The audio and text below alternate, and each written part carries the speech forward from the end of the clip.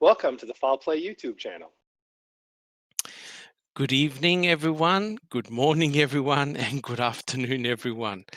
Thank you for joining us on Coffee with Foul Play.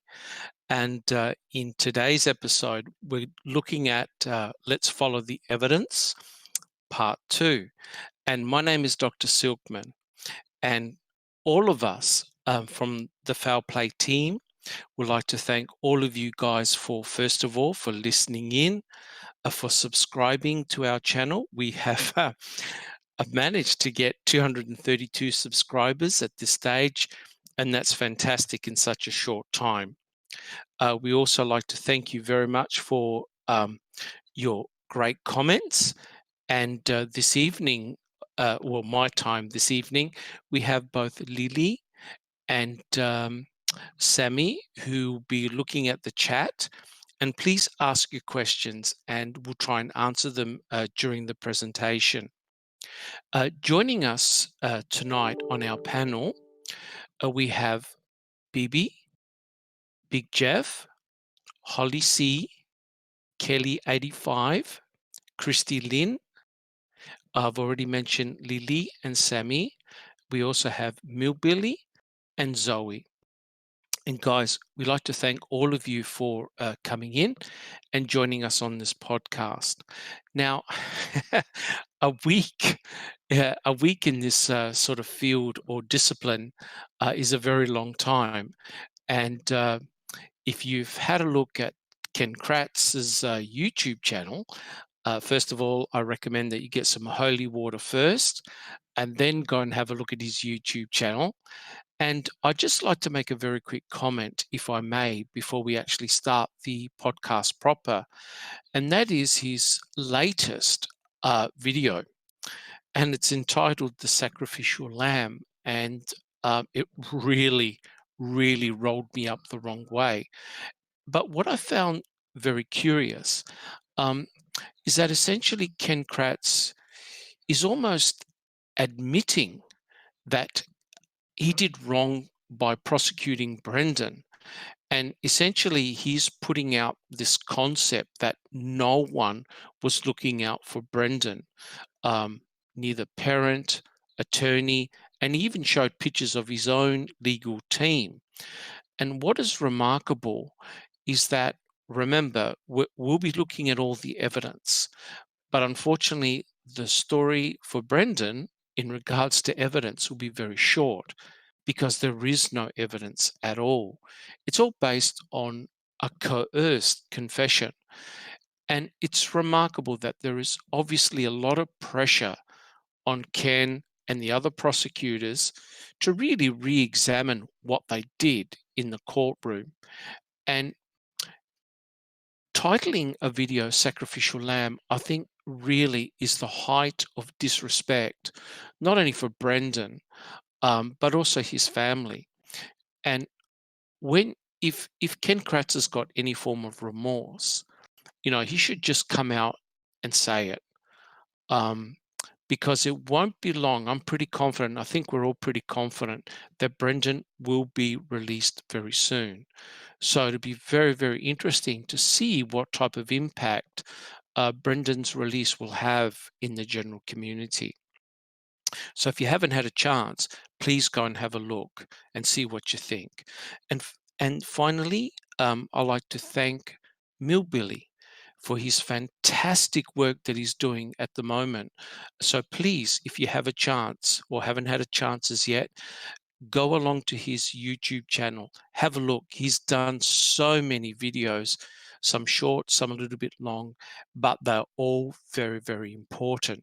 And hopefully, if we've got time today, what we're going to do is we are going to listen to two phone calls that Stephen Avery had received from Jody. And they're very interesting, of course, because according to the state, that's when all the raping, murdering, and killing took place. And clearly, it couldn't have happened during those times. All right, guys. So welcome to everyone. What we're going to do is we're going to start on slide 106. And this is really where we left off last time, so we don't have to spend too much time on it. But it goes to show that, this is Jody, Stephen's fiance, and clearly now a lot of the attention is focused on her. Her fiance has just been arrested for all these horrible charges. And now, of course, the media um, is very, very curious and very, very invasive. So, as we said last time, when someone gets arrested, especially for a horrendous crime like a murder, um, everyone becomes affected. So, guys, do we have any quick comments before we start the podcast? Would anyone like to say anything? Guys, are we all good? Okay, beautiful. Okay, so guys, let's start on slide 107. Now, this is a pre-trial hearing, and this took place on March the 17th, 2006, and the judge was Patrick Willis. Now, with a pre-trial, that's essentially where you have the state and the defense putting their argument, and the judge makes a decision whether there is any need for a trial to take place. And this is where, of course, the state puts in all the evidence. And of course, the judge said that, yes, there are reasonable grounds to have a trial set. So it's a preliminary hearing. And it is definitely worth, if you've got some time, to have a read of those testimonies in the pre-trial, because what you'll find is that the witnesses that appear would not have had a lot of coaching by the attorneys because it's relatively fresh. And so, of course, with the witnesses for the state who had presented all the evidence, it was pretty obvious that Stephen was going to be in big trouble. Guys, do we have any comments about the pre-trial?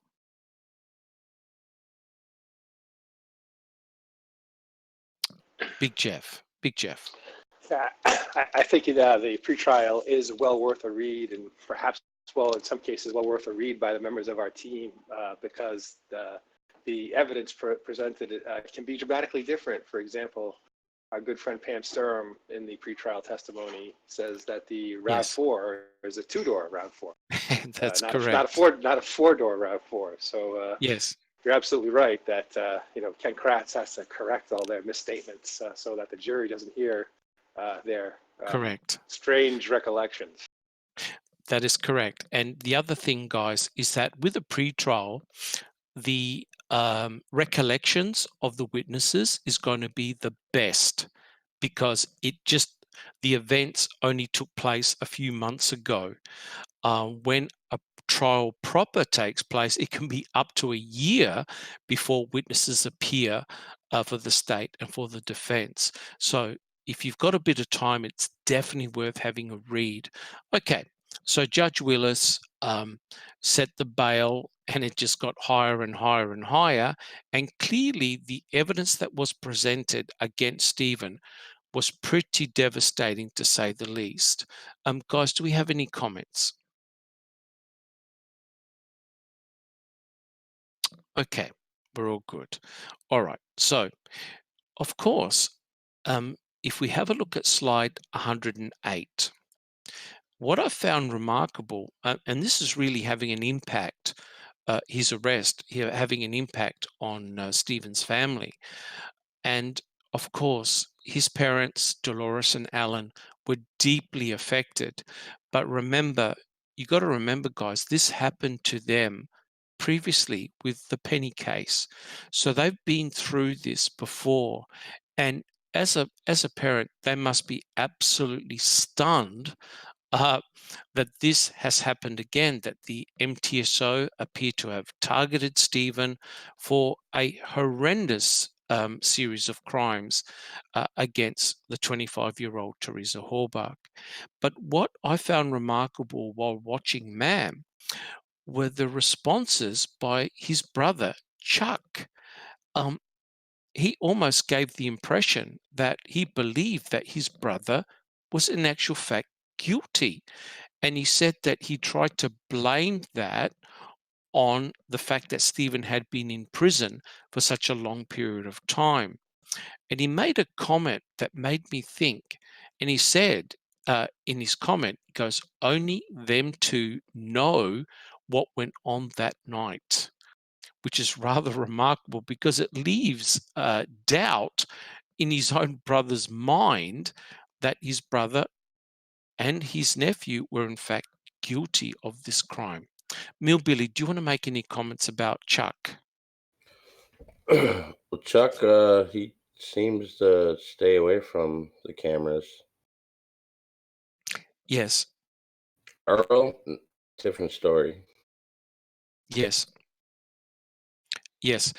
You don't really get to see much of the brothers in Mam. A little bit in Mam 1 and 2, but not that much. They tended to be rather reserved. Is that what you found, Millbilly, as well? Yep. Not even just in Mam, just in general. Like Earl Yeah. didn't go on the news until well after the fact. Stephen Yes. already been arrested and put away and Yes. convicted. BB, do you have any personal experience in meeting either Chuck or Earl? Well, in person, Chucky's chatty and friendly. Yes, I've been to the junkyard. I've met both Chuck and Earl, and Yes. had brief conversation with them. Yeah, Chuck was more friendly and more chatty. Earl, not as much. Earl's crabby and less Yeah. chatty. Yeah. Yes. Yes. All right. Very, very interesting. And of course, we can see here Jody, Stephen's fiance. Now, you can imagine what would have been going through her mind. She was being constantly threatened by the law enforcement officers. Jody unfortunately had a very bad drinking problem, and she was in prison for quite a while, in and out all the time. So you could imagine Jody trying to have a relationship with Stephen, and it must have been very, very difficult for the entire family. It certainly put everything in a tailspin. Guys, do we have any comments so far? I do have one here from Ronald Yes. D. Cass, and he Mhm. says KK recently claimed during S.A. and Jody phone call from jail referred to shampooing the rugs. Is that so? Millbilly, do you recollect any shampooing going on? No, well, that's the thing. We don't have all of the calls. Okay.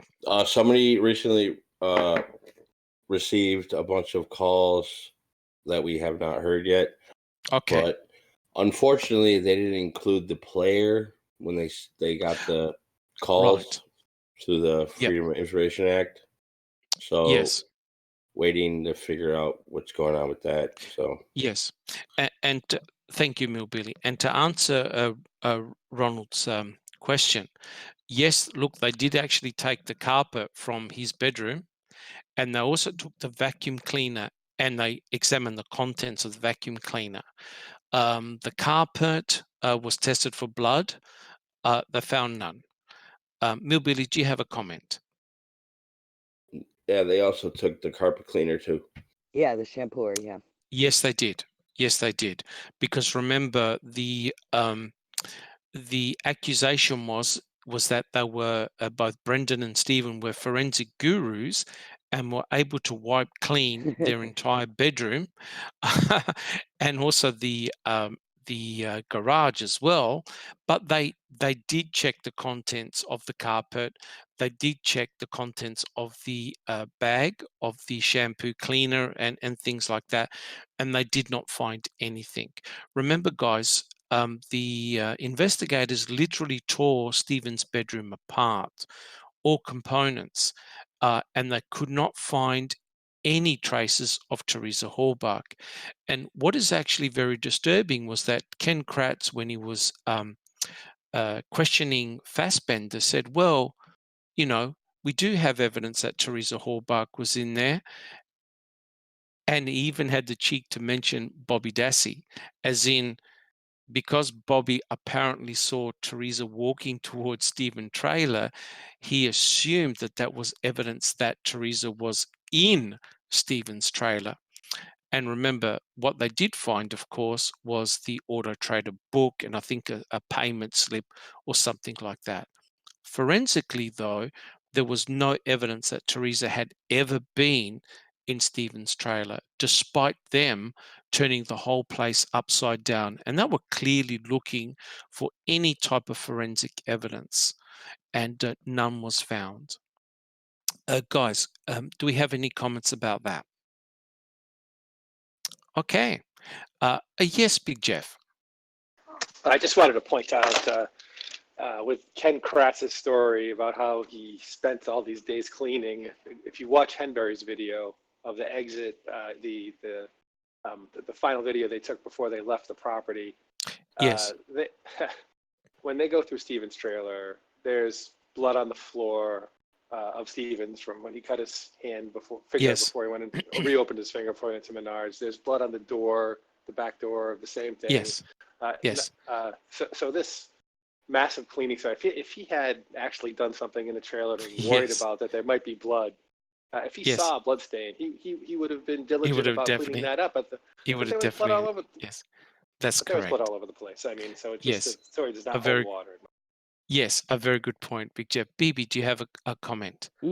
Just that he magically has the power to know when it's his blood and not his blood, evidently. Yes. According to them. But yeah, he does all this great cleaning, but says, oh, we're good with the RAV4 being there. So, yes. Yeah.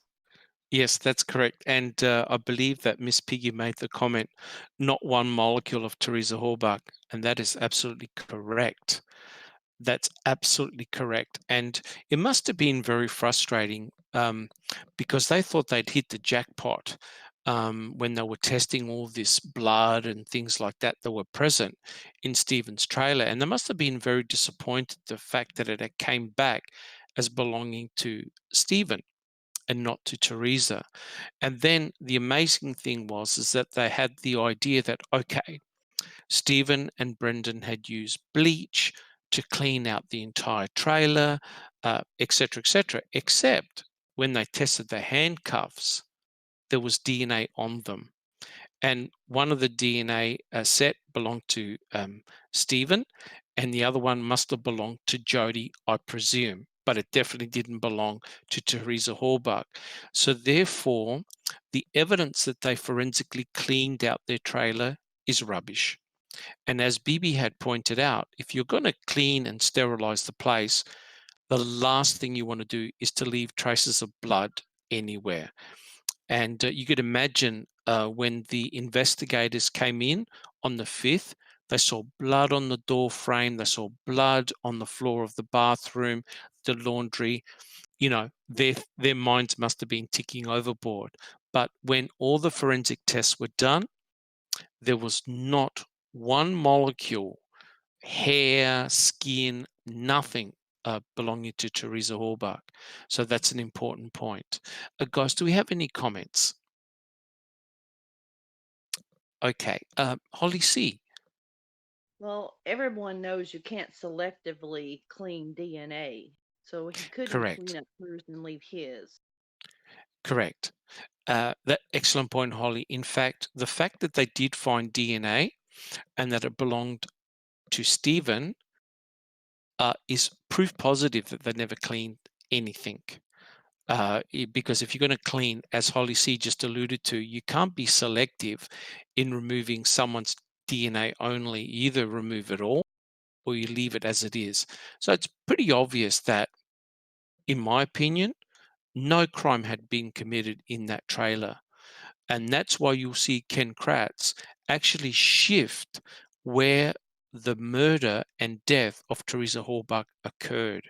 So it was, for him, there were different scenarios depending on who he was prosecuting at the time. All right.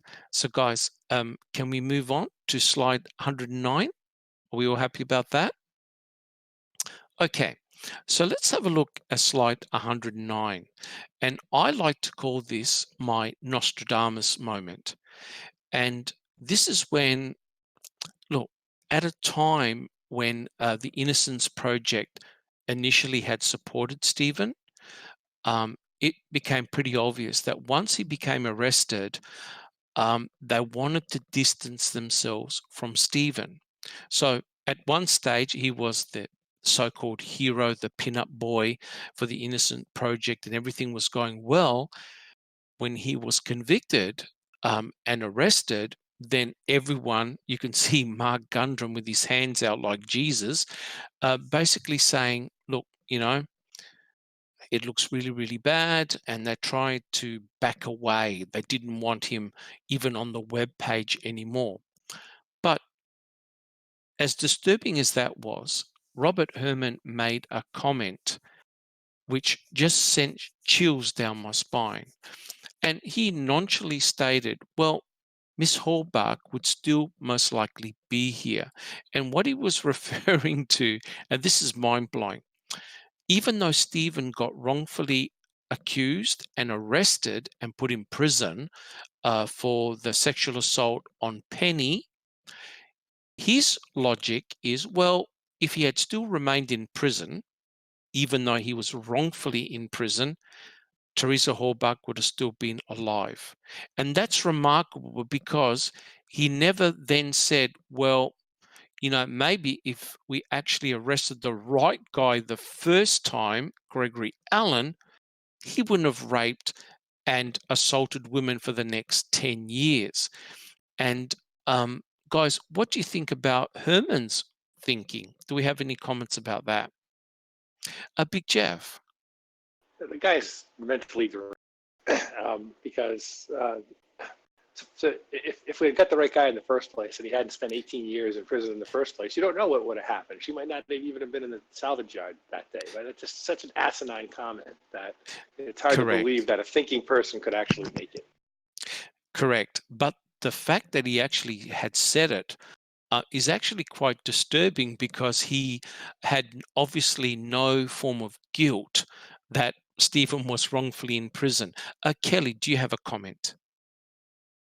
It's not just that. He talks about what Stephen could have done if he wasn't in jail, but what about Gregory Allen? He still continued on the streets, Correct. raping and terrorizing women for years. So they forget about that side of it. Correct. Yeah, that's a very, very good point. So it goes to show the bias held against Stephen and no one else. Bibi, Right. do you have a comment? Yeah, if he hadn't been arrested for the Penny Bernstein thing, with all those witnesses that he had that he didn't do it and all the proof, the salvage yard would have still been doing better because it wouldn't have lost all that business that it lost. Yeah. And they wouldn't have needed Auto Trader. Correct. It really is almost like the butterfly effect, but the fact that an undersheriff can make a nefarious comment like that as though he was drinking a cup of tea, I think it goes to show the deep hatred that they had for the Avery family and especially for Stephen. What type of logic is that? You want to lock everyone up in prison just because they may commit a crime in the future? And hence, that's why it's a Nostradamus moment. What about people's right to innocence? Millbilly, do you have a comment? Well, let's say the Penny Bernstein thing never happened. Yes. They were going to pin something on him no matter what. You're correct. They're out to get him. Yes, you're right. I agree, 100%. And what is amazing, and for those of you who have seen Ma'am, when the judge sentenced Stephen, he said something which was remarkable. He said to Stephen, your crimes have ramped up significantly, and that's why he gave him life in prison without any chance of parole. I think the judge actually forgot that he actually didn't sexually assault Penny. He was innocent of that. Yes, he ran his cousin off the road for his own personal reasons, etc., but the judge, the way he behaved as though there was a ramp up from Sandra, Penny, and Teresa. And if you notice, you have running off the road, a sexual assault, attempted sexual assault, and then finally a murder. But of course, he never did commit the sexual assault. So the judge seemed to have somehow conveniently forgotten that, which was rather disturbing. And the judge actually called him one of the most dangerous men that ever walked into that courtroom. Guys, do we have any comments?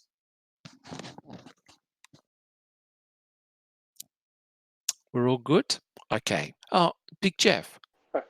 The only way that you can really get away with making a comment like that is because of the amount of negative press in the in the local media about Stephen A. And that, I think, as we go through our slides today, is going to become more and more evident that not only the jury pool but the entire receiving media receiving population was really poisoned continually over and over by what was released about what was improperly released about this. Yes, and the MTSO received a lot of very bad negative publicity by certain journalists who went after them big time in terms of what Kosarik and the DA did to hide their nefarious nature about the Penny Bernstein case. And this was a way of them fighting back. It's almost like payback, which is truly crazy. But it's remarkable that an undersheriff openly to a film crew admitted what, he basically spoke without thinking, which is rather very, very disturbing. Okay, so guys, if we look at slide 110, now, again, this is truly remarkable. We have Stephen's fiancée, Jody. And again, we get, I think basically I don't recall seeing Fassbender, was putting on a lot of pressure on Jody. And I think it's pretty obvious that what Wiegert wanted was some dirt on Stephen. Wiegert wanted Jody to turn against him, to say nasty things. And if you have a look at what Wiegert said, he stated, "I have never met anyone as cold-blooded as him." Now remember, we haven't even had the trial yet, and they're already putting on that pressure. Guys, do we have any comments? Who would like to make a comment about that? It was Mark Wiegert and Wendy Baldwin who interviewed Fantastic. Thank Jody. you. Thank you, Zoe. Yes. Okay. Fassbender wasn't there. She actually had the common sense to keep her mouth shut. So, of course, they had leverage over her as well. Bibi, do you have a comment? No, just that Okay. that she had the good sense to keep her mouth shut. Yeah. Yes, she did. So they were trying to put pressure on her, and it's remarkable that today, she now believes that Stephen was the murderer that killed Teresa. She totally flipped. First of all, she supported Stephen 100%, but the MTSO, the law enforcement agents, kept at her. She was slapped with a no contact, and she was, I think, re-imprisoned again for multiple drink driving offenses.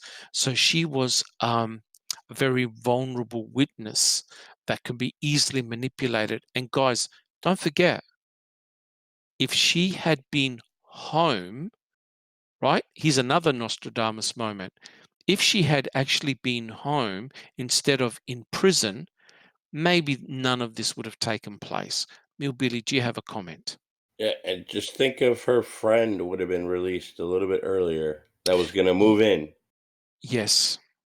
Or if he wouldn't have kicked that other girl out for bringing drugs in the house. Yes. And that actually says a lot, doesn't it, about Stephen himself, that he was very worried and concerned that Jody was drinking a lot, and the fact that there's potential drugs. So you just wonder, I know this is scandalous of me, but you just wonder whether the MTSO decided to keep Jody in for a little bit longer, because clearly if she had been home or her friend had been there, it's likely that none of this would have taken place. Millbilly, do you have a comment? Yeah, you're completely true. That's accurate. Things would have been Yep. BB, do you have a comment? Yeah, in that interview, that's also where they had threatened to show her photos of Yes. Teresa. Yeah, Yes. Yeah, the body. yeah. Now, we don't really know, maybe What? Millbilly may be able to comment on this. We don't really know whether there was a body per se or bones were going to be Right. shown Well, to her. they kind of implied though that it was a Yes. body, I believe. Yeah.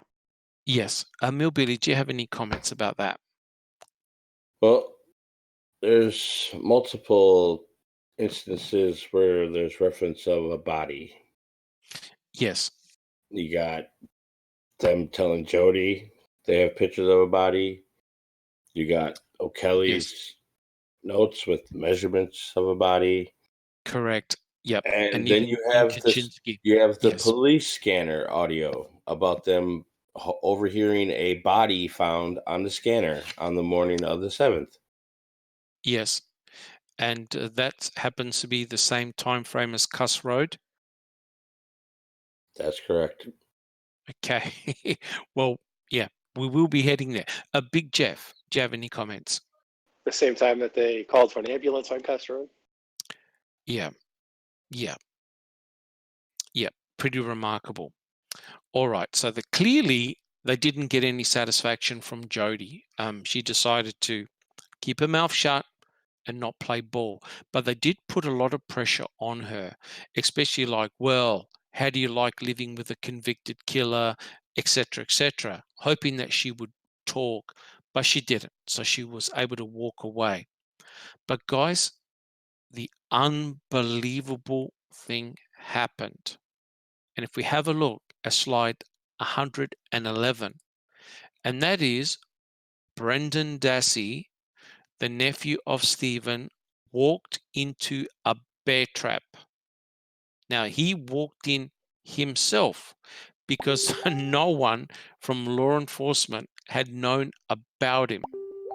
And it was really through a series of questioning that he now became involved in the entire scenario.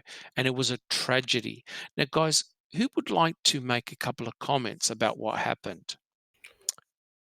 Millbilly, would you like to say a few things? Well, I just got done editing the edited part 1 of that interrogation. Yes. And Brendan's story changes so much in the first 40 minutes of that conversation. It's ridiculous.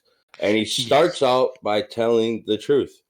He says he got off the bus with Blaine, walked home, went in the house, and that's it. Correct. And then they pressure him and pressure him and pressure him and pressure him. Yes. Now, Big Jeff. Yes. Big Jeff, what would you like to say? I'd like to say that Brendan's involvement actually begins on November 6th when they do that interview in Crivets, and we pointed that out before. Yes. And his story in Crivets changes almost as many times, on a per minute basis maybe, as it does in the interview that Millbilly's talking about. And after they got done pressuring Jody to try and find a witness to implicate Stephen that they could, find malleable, and Jody did not fall during that time. They immediately pivoted to Brendan and found exactly what they asked for. They were looking for somebody, and they found him in Brendan, and they knew Brendan would work for Brendan just because of what happened on the 6th. they can watch Correct. your excellent presentation on the Foster channel if they want to get more of an idea. They can also hear that interview on Millbilly's channel. Yes, Millbilly. Well, something key about that March 1st interview. When they walk in, they say, okay, we're going to turn this recorder off because the room's being recorded. Mm-hmm. And 3 times they mention, now, we reviewed the tapes. Yes. And our notes.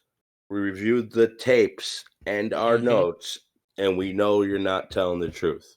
Yep. Again, they reviewed the tapes. Yes, where'd they get the tapes from? And the notes. And the notes, correct. But they claim that their equipment wasn't working. Yes. Oh, number plate. Welcome. Do you have a comment?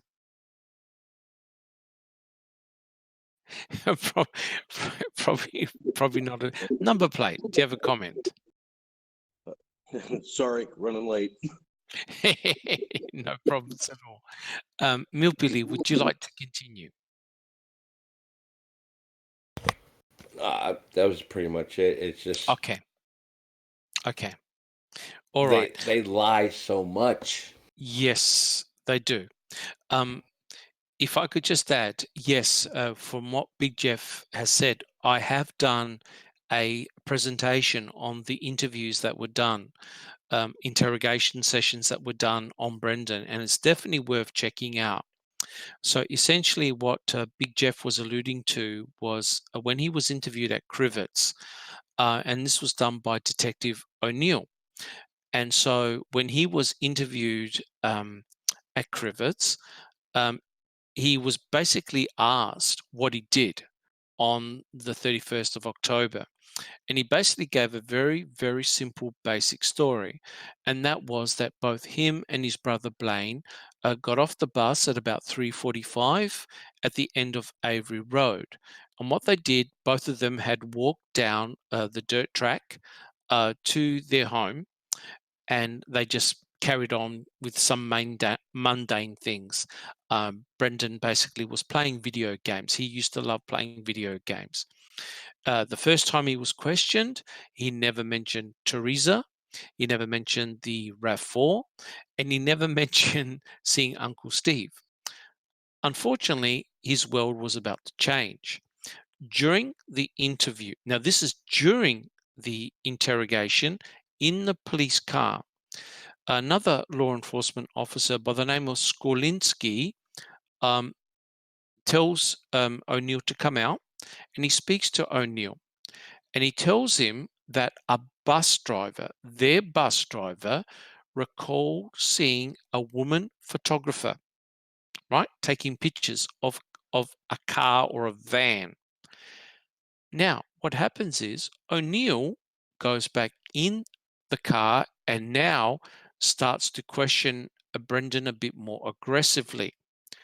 And Brendan, as Big Jeff alluded to, had changed his story twice. So he gave 3 different versions of the same event, except this time, the second time he said, oh, yeah, that's right. I saw Teresa drive out, right? My brother and I, we just stepped to the side of the road and we saw Teresa drive out. Well, he was questioned further saying, wait a minute, how come the bus driver and everyone on the bus was able to see Teresa taking photos, yet you didn't? And then he made the fatal mistake by saying, oh, yeah, that's right. I saw Teresa taking photos. I saw her RAV4 and I saw Uncle Steve. And that's when his world turned upside down. Because what he did was he trusted what the bus driver had said.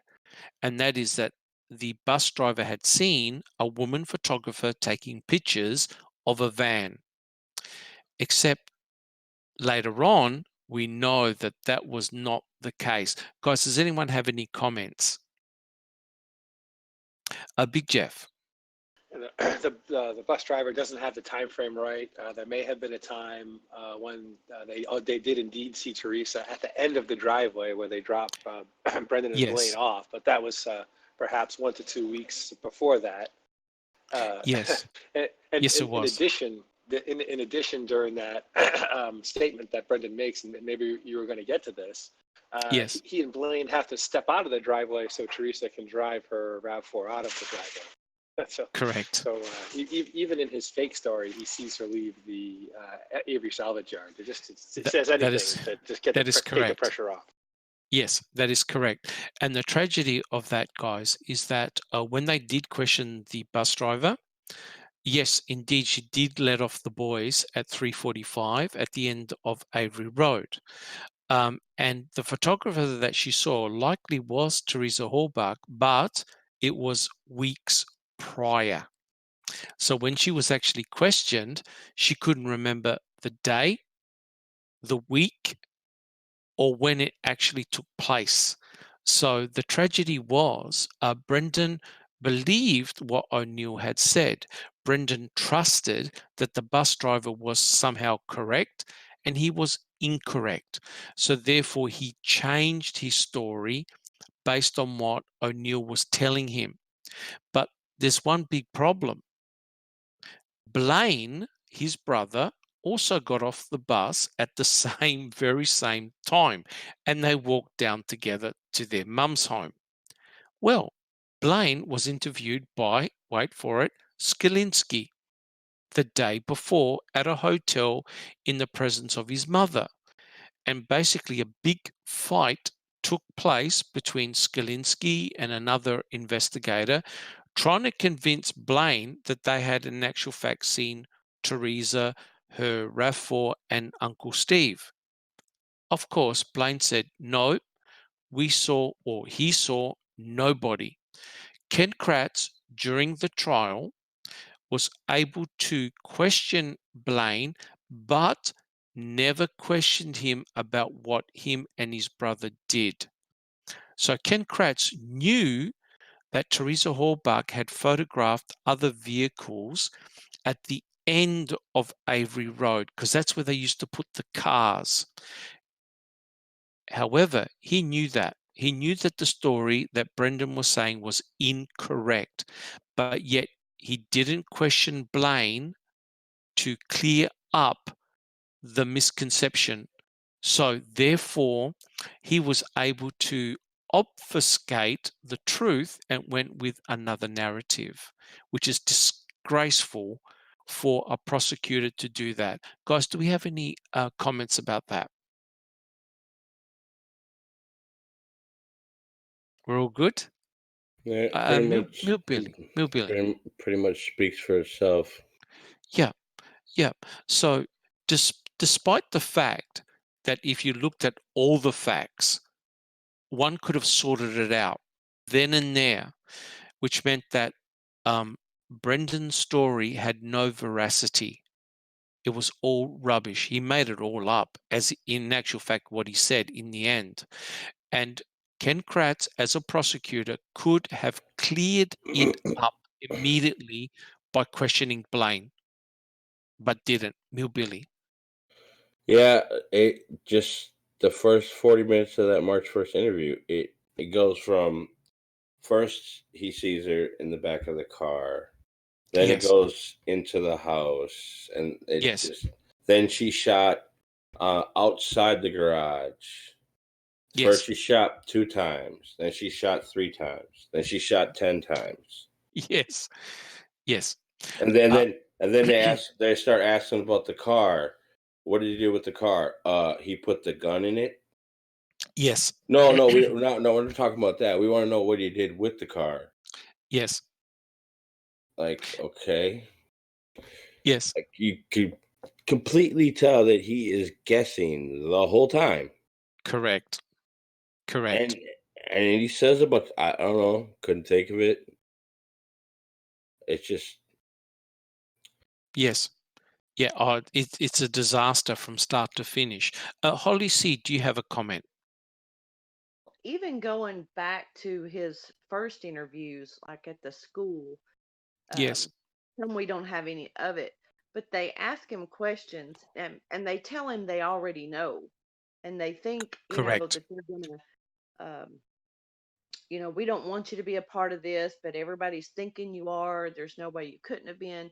And he trusted, even though he may not have trusted police because he knew what happened to Stephen, these guys are Yes. in authority over him, and he's Yes. believing what they're saying. And then they don't really give him a chance to answer a lot of times. They go into another question, or it's like they're Yes, they do. confusing him. Yes, the Uyghur and Fassbender used a technique called the reed technique.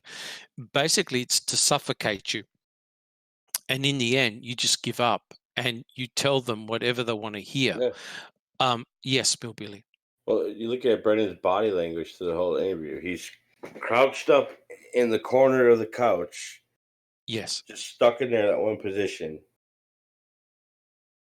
And Correct. he doesn't actually get untense until his mom comes in the room. Yes. Yes. And that's where he holds his head with his hands. He knows he's in big trouble.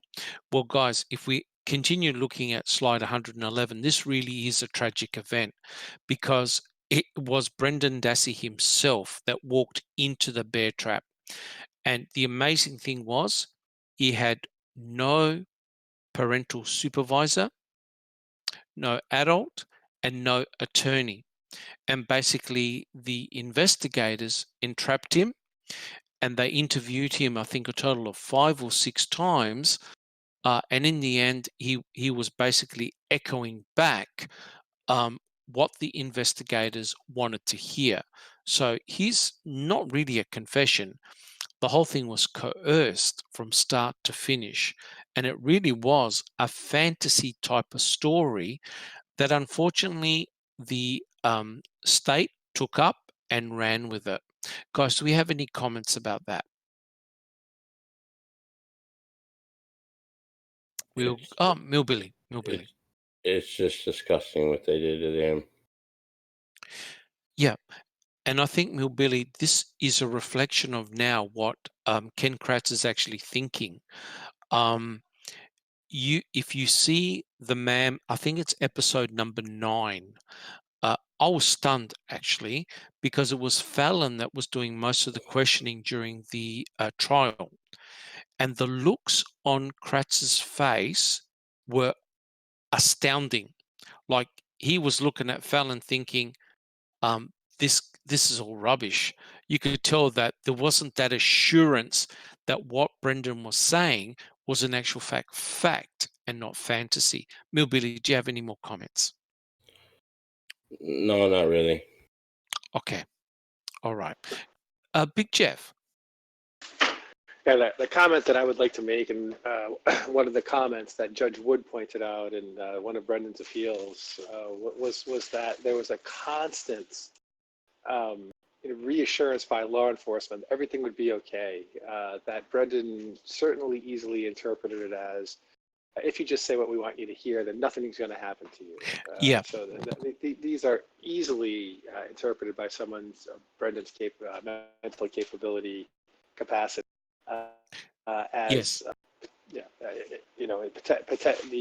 nothing's going to happen to you. It's going to be okay. You just have to tell us. What's he going to think about that? What's he supposed to think about that? Yes, Millbilly, do you have a comment? Well, they also tell him, like, we're going to make this easier on you. Mm-hmm. Just tell us the truth. Yes. Yep. They basically set him up. So they tried to enlist his trust. They came across as not as investigators, but as their friend, like a father figure. Fassbender even said, I want to come and give you a hug. I've got children your age. I feel very sorry for you. And so basically what they were trying to do is to set him up against his uncle, because they even said to him, oh, your uncle's going to blame you for this. Your uncle's going to blame you for that. And as Millbilly and Big Jeff alluded to, they kept on saying, we already know. We already know what happened. We just want you to confirm it. And so both myself and another researcher by the name of Bron, we went through Brendan's testimony very, very carefully, and Fallon was basically goading him and calling him sir, really, really stirring him up when Brendan actually appeared on the stand. And Fallon said to him, well, where did you get all this idea about a woman strapped to a bed and a rape and a killing and a burning? And as clear as a bell, Brendan said, from a book. And he actually named the book Kiss the Girls. And we thought, Bron and I thought, okay, look, someone's really investigated this, surely. No, no one did. So what we did is we actually got the book and the film, and oh my God, please, if you haven't, have a look at that presentation. The pattern matching between what Brendan recalled to the investigators is staggering. And there was one cryptic clue in which we believe that he actually saw the film. The film was being shown in Wisconsin. And don't forget, Brendan was taken to Fox Hills. And it's likely that at that hotel, both Fassbender, Wiegert, and Brendan were likely watching a movie, maybe even Kiss the Girls. And the remarkable thing is, what did Fassbender and Wiegert keep on saying to Brendan during his interrogations? Play back the video in your head. Millbilly, is that correct? To keep on playing back the video in his head. Millbilly. Yeah, they say that. Yes, yes. So in effect, a lot of the major events, so-called events that apparently happened to Teresa, were exactly what occurred within the film. The key was only in the film is there a depiction of cutting of hair, and it's not in the book. So he mentioned the cutting of hair several times, and he even drew a drawing showing that Stephen had placed hair on the dresser. Now, of course, when the investigators came in, they found none of Teresa's hair, which is remarkable because I believe, and same with Bron, believes that he was merely recalling these major events from the film. Now, the remarkable thing is that Ken Kratz on March the 2nd did a press conference, and he essentially recalled the main events from a film, an actual film, instead of what apparently allegedly happened, which is remarkable that no one actually checked first. Guys, do we have any comments? BB. Well, unless they knew and had showed him the film deliberately. Yeah. Yeah. Yep. That's a very, very good point. Very good point. Basically, they could not let go of Brendan. They needed Brendan because he was the stopgap. He was the so-called participant and a person involved in the crime, and he filled in the blanks. Millbilly, do you have a comment? He was the nail in the coffin. Correct. Yes, it was. They went in there with the intent to have him say things so they could go back and find more planted evidence. Yes, correct. BB. Well, and also if they didn't turn him, he would have been an alibi. So that is correct. That is correct. And that, yep. And that's why he never was called up in Stephen's trial. Christy, do you have a comment? And this is pretty fresh in my mind only because I just read it in the last day or so. But I believe in Ken Kratz's book, he even says we needed Brendan to get another search warrant. We needed what he was going, we needed what information he had in order to get another search warrant. They went after Brendan so that they could get back on that property because they had no right to get back on that property at that point. That's correct. And don't forget, the first search warrant they got was because they charged Stephen with possession of a firearm. Correct. Right. And the remarkable thing is this: when the investigators went in the day before and saw the firearm hanging over the bed, they never took it. They took it the day after.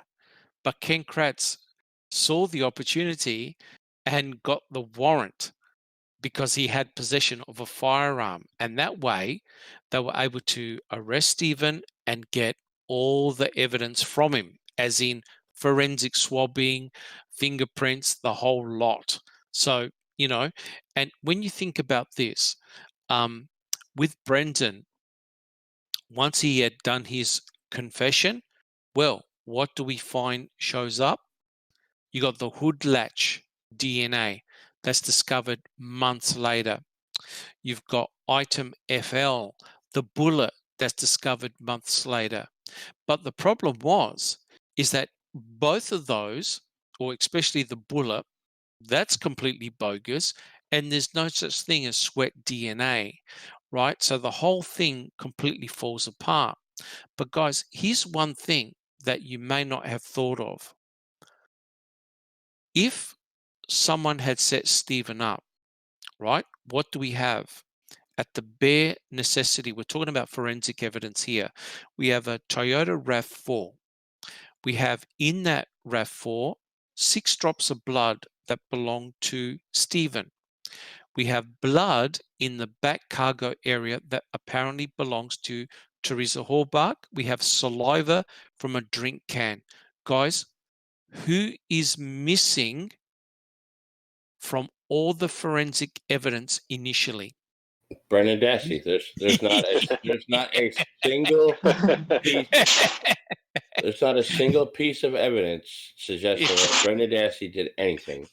And their response is they had 5 days to clean up. Yep. Kelly, do you have a comment? I was just about to say, yeah, Brendan, he was meant to be in the middle of that crime scene, yet he's not in the crime scene. It just speaks volumes. Yeah, it's because, guys, the people that set up, and I believe that that Stephen was set up, they never in their wildest dreams thought that there was an accessory by the name of Brendan Dassey. He appeared later. And again, Cherie Cohen had to admit in a court of law, and she was asked, did you find any forensic evidence belonging to Brendan Dassey? And the answer was, what, guys? No. No. Yeah, a big fat no. Guys, we're talking about no body fluids, no blood, no saliva, no semen, no fingerprints, no hair, no fibers, no DNA. And yet, in the same crime scene, we find Stephen Avery, because the guys who plotted this, who set up the plot against him, never ever thought that there was going to be a third party involved. Millbilly. And it just, I've watched this interrogation 8 times now. 8 times now, and I don't ever want to watch it again. Yeah, me neither. I can't handle it anymore. But it's a good point. Holly C, do you have a comment? Yeah, I said this last week, and I still stand by it. If Ryan Hilligus had not said that light was damaged before, we would know from Brendan how the RAV got damaged on the front end, because they would have had him make a tell about it too. Yes, correct. Big Jeff.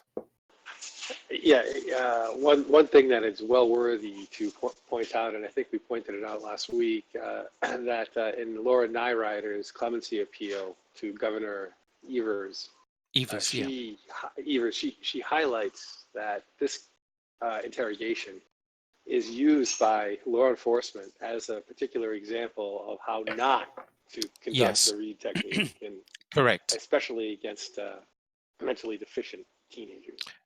Correct. And also, basically, I wanted to say I posted a link in here in the chat for people to look at Dr. Richard Leo's report on Oh, how nice. wrong the interrogations were on Dassey. Fantastic. Thank you. Thank you very much, Lily.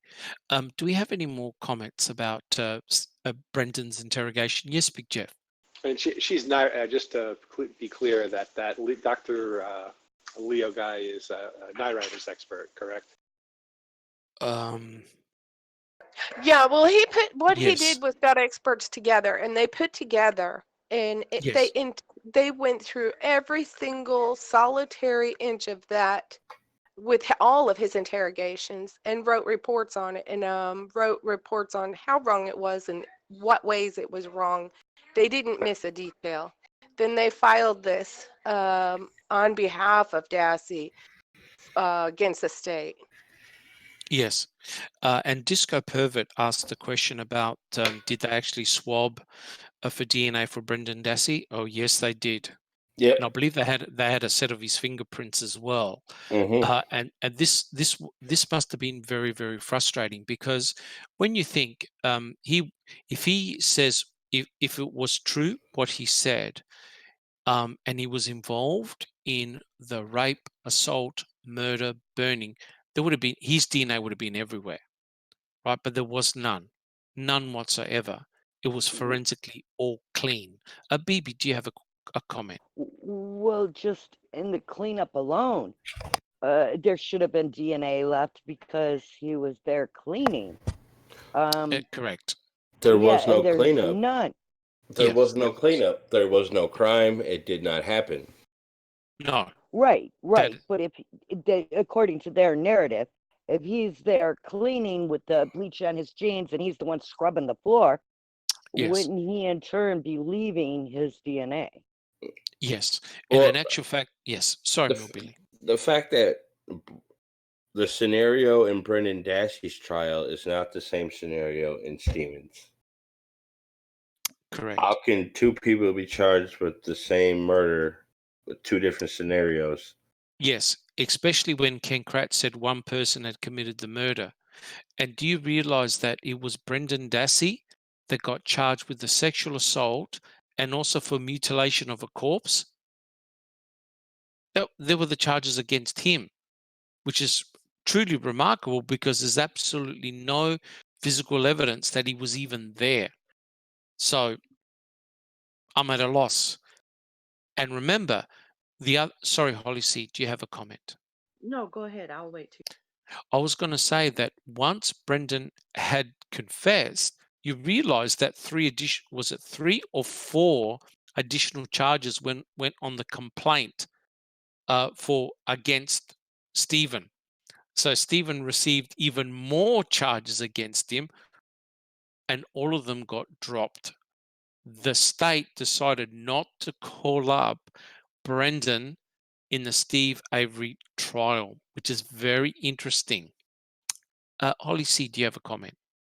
No, on that, because they knew they couldn't trust him, for one, is why they couldn't call him, because they knew he was probably a powder keg with emotion at that point. But they never get him to elaborate how they cleaned the crime scene. And all of that, nobody ever says, Brendan, were you wearing gloves? Brendan, did you lay plastic down in the whole room? Did you cover the whole room with plastic? You know, how did they explain away this crime scene? Because Brendan, the only thing he ever admits to cleaning is the garage floor. Correct. But there's nothing else. He doesn't talk about the shampooer. He doesn't. And if Stephen was going to he would have had to have Brendan help him clean all of that mess up. Yes, but the other, sorry, Big Jeff, do you have a comment? I wanted to amplify on Holly's excellent comment. And during the coerced confession, Brendan says that there's a big blood stain on the floor.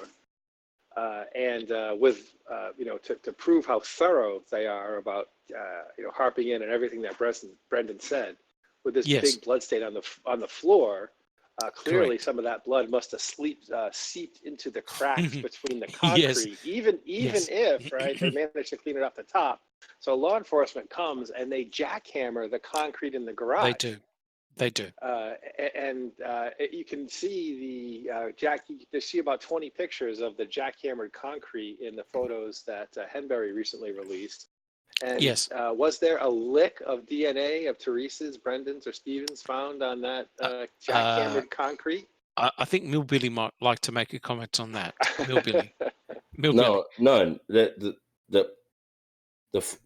photos that we have not seen, but the photos that we do see, like they got photos of that flower, and you can see the detail of the threads, individual threads that were made to make that little flower. Yes. But when it comes to the VIN, yeah, I know.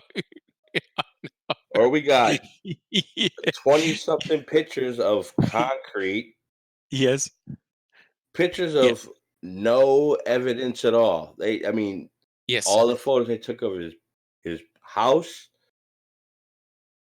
none of it. They're taking pictures of dog hair. Correct. And the VIN you can't see on both ends, right? Nope. They made it fuzzy. Holly C, do you have a comment? This one, we're all pretty intelligent people here, but in your expertise, Dr. Silkman, how much blood do you think would be on a concrete floor where someone's been stabbed 2 to 3 times and shot 2 to 10 times? How much blood do you think would, and what span would it go out? What radius? Well, don't forget, sorry, she was stabbed in the stomach in the bedroom. Then her throat was slit. Yep. And then she was choked. And then she was brought out to the garage. Yes. Well, if I could just relay a little story to answer the question. My next door neighbor, he's an elderly gentleman, no names mentioned, and he's on blood thinners. And he accidentally scratched his leg, right? And he called me on his mobile phone and he says, Tony, can you please come over? I'm in trouble. And I came over and he was sitting on a chair outside and he had just scratched a vein. The blood was squirting out. There was a pool of blood, right? So to answer your question, Holly, yes, there'll be a massive amount of blood. And not only that, I went inside his house because he had come from inside his house. It resembled a crime scene. And mind you, this was a tiny nick in his leg and there was blood everywhere. So you can imagine if you shoot someone in the head with the pressure of the cranium, the brain, if you stab someone in the throat, cut across the throat, you cut a major artery or vein, guys, we've got a river of blood. A river of blood. And they were trying to say in court that the reason why they didn't find any blood inside the trailer was because he didn't stab her deep enough, right?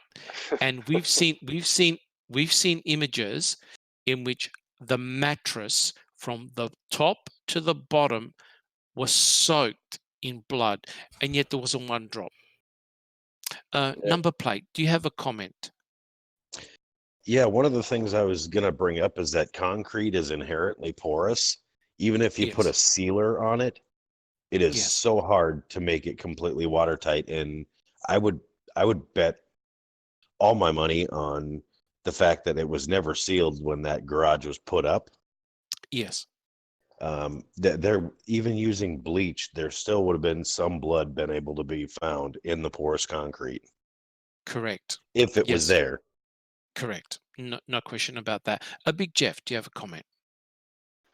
Yeah, this is one of the things that really gets me, because if you might be hearing this and you say, oh my God, look at the diligence of law enforcement. Actually, you know, when Brendan gives a hint that there might be possible evidence, they go back in the March timeframe and they jackhammer the concrete and they research this, re-swab the rab for the hood latch because he went under the hood. Yes. And they find a bullet that managed to evade 3 other searches. Okay. But correct. I wonder if you could give us just a little tidbit at this point about what is evidence tag A23. And what have they done to pursue that diligently? Well, this is mind-blowing. A23 is a sample of blood on the outside of the door latch on the back of the RAV4. Now, if you have a victim in the back of the RAV in the cargo bay and you got blood, and you just happen to leave a fingerprint and blood on the door handle, that's pretty good evidence that's likely to be either the murderer or the person who placed her in the back of the RAV. Do you agree? Absolutely, That some is, accomplice. yeah, that or an accomplice. Coercion isolated DNA from A23, but only got a partial profile. She stated in a report that because it was only a partial profile, she was able to exclude Stephen and Brendan as not leaving blood, and no one had a match to the fingerprints. I believe that there are 8 sets of prints on the RAV4 on the outside. None of them belong to, they tested the Dassey family and several other members. They don't belong to them. But A23 is remarkable. This is why it's remarkable, because it's right next to the door latch. So someone was bleeding when they opened up the door latch. The DNA must be from a male, because otherwise Coercion would have said, I can't exclude Stephen. So this is the remarkable thing. Coercion never went back and re-extracted A23 to get a full DNA profile and run it through CODIS. They ignored it.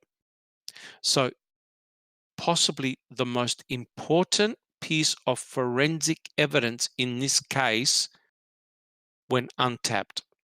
They stopped. They did not investigate it any further. Big Jeff. That is just thank you for that, because that's exactly the point. All this diligence you see was just a massive facade. When it came to the real evidence that really needed to be investigated, if it didn't point to Stephen Avery, you might as well just forget it. It wasn't even worth pursuing. Correct. So A23 does not belong to Stephen Avery. And I could tell you right now that had A23 belonged to Stephen Avery, it would have made front page news. Now, how can a DNA analyst who is investigating crime scene evidence fail to re-extract A23? And I bet you that's what Kathleen Zellner wants to do. Re-extract A23 and run it through CODIS, the DNA database. Billy, do you have a comment? Well, while she's at it, she might as well throw CX in there too. Correct. Now, for those listeners who don't know what CX is blood. It appeared to be fresh blood found on rocks at the quarry. That's where where bones were found. CX is from a male. They got full DNA profile, and guess what? It doesn't belong to any of the Dasseys or the Averys. It's unknown. Has CX been run through CODIS? We don't know. So, as Billy and Big Jeff alluded to, we have 2 important pieces of forensic evidence, CX and A23, neither of which has been investigated further. Billy, do you have a comment? It just, they completely ignore things they should have investigated, and it's a shit show. Yes, it is. And don't forget, guys, you could also run fingerprints through the FBI database, and they've probably got something like 80 million people in their database. And what you tend to find is that you've got a small pool of criminals that do a lot of the major crimes. We have CX, we have A20. To me, the most important blood sample is A23. Right, you think about it, it's left on the door latch, right? On the door latch where you have to open up the back RAV4 door to put a body inside the cargo bay. That blood is from a male, has to be, and it doesn't belong to Brendan nor Stephen. And don't forget, Stephen had supposedly an active bleeding finger, yet left no blood on the outside of the RAV. None. He left no blood on any door handle, and he left no fingerprints on the inside. The RAV4 is your major crime scene, and it's a setup. And I think Millbilly would like to make a comment, right, Millbilly? Yeah, that the whole RAV issue is sketchy. Yeah, and it's likely, and even I'm coming around to it, it's likely that there could well be 2 RAVs, 2 of them. Millbilly, what's your number at this stage? 2 RAVs. Yep. They found Was hers. one of them a manual? No, they're both automatics. They're definitely automatic. Definitely automatic.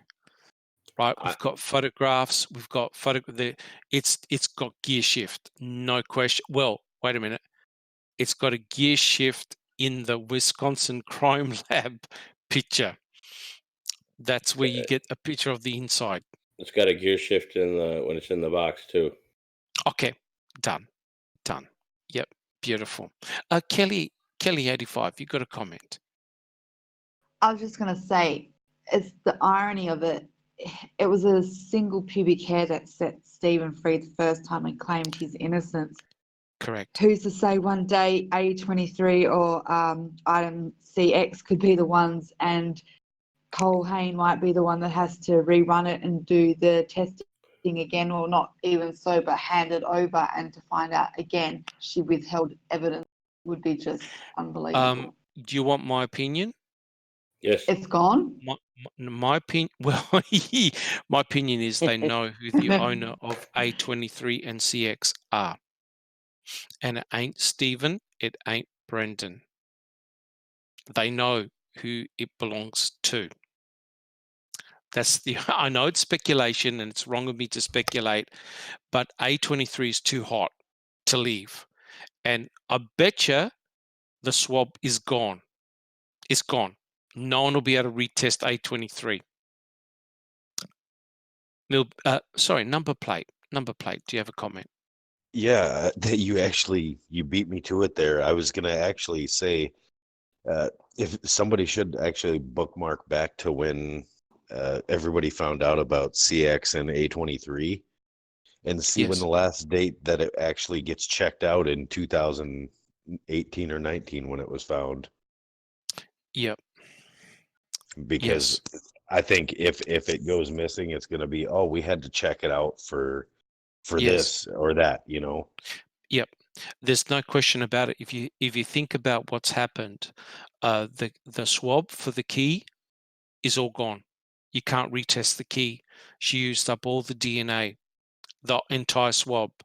The swab for the bullet is contaminated. You can't retest the bullet. So you've got the key that can't be retested. You've got the bullet that can't be retested. I betcha A23 and CX, well, the good thing about CX is that we have the DNA profile. It has to be run through coders to identify who it belongs to, or it could belong to someone who's not in the database, but someone bled at the quarry where there are bones. Guys, any comments? Number plate. I'm not really sure about how this actually goes, but how come and I don't know what it takes for the CODIS testing, but how come they don't continually run samples through as time goes on, and that database gets built up on all cases, not just this one? You need a search warrant to do it. That's because you need a search warrant to do it. In actual fact, yeah. I was going to state, guys. Yeah. Sorry. Number plate. Please go. Even if they already have your DNA in their custody, they still have to have a warrant to rerun it through CODIS.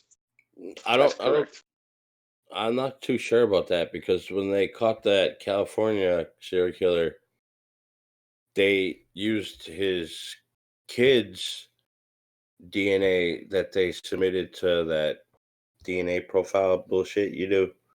Yeah, I don't think that law enforcement did it though. And they ran, the detective who said, I watched the documentary, he said it himself. He took I their just kids. I just want to mention sometimes Yes, when Sam. you are booked in some states, they automatically will run your DNA through, and it's Wow. part of their laws. Some states here will do that. Just think if every person that was born had to give a DNA sample at Yes. birth. Yes, everyone in Australia, every newborn has a blood spot taken. Is that correct, Kelly? They still do that? That is correct. That's the first few. It's with the heel prick. They take it from heel the prick. baby's heel and Correct. they put it on. Yeah, and they'll Yep. keep it in the database, and it goes. That's how they do. That's Correct. even how they pick your blood type and everything. Correct, and also for genetic testing as well for genetic defects. So every newborn gets a heel prick. So they will have DNA from everyone. Christy, do you have a comment?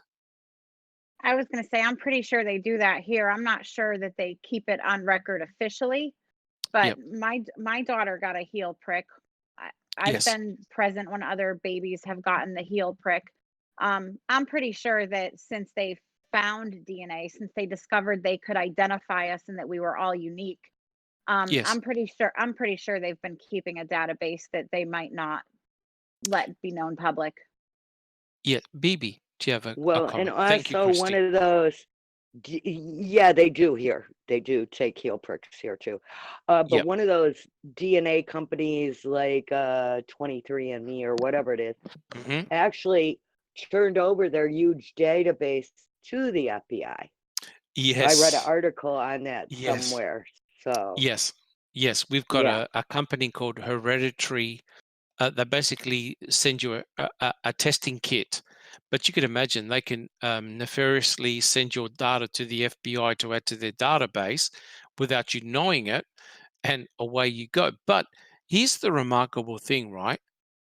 Well, according to the state, the case is closed. They've got their killer. So the argument is, why would they want to test CX and A23? They've got their murderer.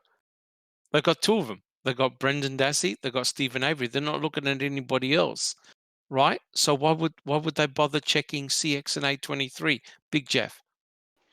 Yeah, you're absolutely right. Is that they're suppressing that? I wonder how come. If that evidence is really gone, as you suspect, why that would not be a violation similar to the releasing of the bones? Because you just go back to the Gregory Allen, Penny Berenstein Yes. thing. The whole reason that Stephen was exonerated was because they found Gregory Allen's pubic hair at the scene. Correct. So if this is gone, the losing or the deliberate losing, the destruction of evidence, DNA evidence, Yes. that's Yes. potentially exculpatory, seems to fit into the exact same mold as the Gregory Allen pubic hair. To me, Correct. anyway. So it's a young blood violation. Is that what it's called? Yeah, I think so. It's one violation, that is for sure. Bibi, do you have a comment? well, if they did run that, that would be a real mess. Because it's not going to come back as Steve, because they got enough of a profile to know that it wasn't. Well, if I could just make a comment here, and guys, we're all intelligent people here. Another murder took place within a 12-day frame, and that was Christine Rudy. And if you have a look at the way that poor lady was killed, there are elements which are very, very similar to allegedly what happened to Teresa Halbach. Wouldn't it be remarkable if either CX or A23 came back to Sean Rudy? What do you reckon, guys? Or both of them. Both. Yeah. Yep. And it's a male. The CX is a male. And also A23 must be a male because Coercion said we can exclude Stephen Avery. So it has to be a male. It can't be a female DNA. Christy, do you have a comment? Manitowoc and the state of Wisconsin would absolutely have egg on their face. Oh, it'll be horrendous. When those profiles are identified, it will be it. They are, like you said before, they already know who those profiles belong to. Yes, they do. I think Mike Halbach's going to eat his words when he says, "Oh, if the bones come back as now hers, it's going to be one big mess." Yes. Yes, and you see, to me, this is the remarkable similarity between what happened to Rudy, Christine Rudy, and what happened to Teresa Halbach within a very short time frame. And again, the common denominator seems to be the MO, the method of death. Now, when you shoot someone in the head and then you take their body and you cut them up to pieces, this is up close and personal as you're going to get. And if you look at what happened to Teresa, well, apparently she got shot twice in the head and cut up to pieces and essentially cremated. That's exactly what happened to Christine Rudy.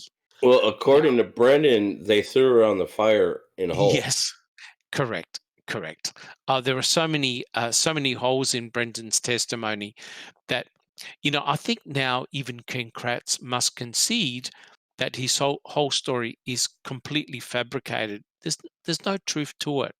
So, guys, are we happy, because we're never going to finish, are we happy to move on to slide 112? Sure. I Okay. think so. Okay, so guys, with 112, you can see the classic questioning. You can see that Wiegert was the one who shot her in the head.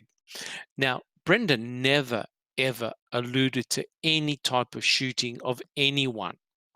And it's pretty clear that both Wiegert and Fassbender knew that from the cranial fragments that they got, that someone, a victim, was shot twice in the head, in the skull. They knew exactly where. So frustrated was Wiegert because they kept on asking, "Come on, Brendan, what happened to her head?" "Oh, choke, this, punched, this." No. He gave away the most critical piece of evidence straight to Brendan. Millbilly, do you have a comment? Yeah, he got frustrated and says, "All right, I'm just going to say it. Who Yes. shot her in the head?" "Oh, he Yes. did." "Well, why Correct. didn't you say that?" "Oh, I couldn't think of it." I couldn't think of it. But Millbilly, please tell me, why didn't the investigators simply get up, rip their notes, and walk out and tell him to go home to his mum? Because they Why? needed him. They needed him. Correct. They needed Because an avenue. they They hadn't got to the car yet. Correct. They needed him to fill in the narrative.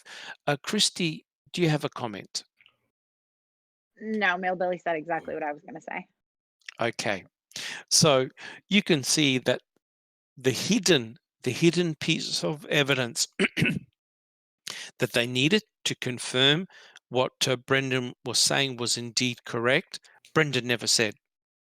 And in actual fact, it was Fassbender who then mentioned the garage to Brendan, right? So in other words, the major events, the shooting to the head and the location, the garage, were all provided by the investigators themselves. And Brendan just simply said yes. So whatever they said, he agreed to that.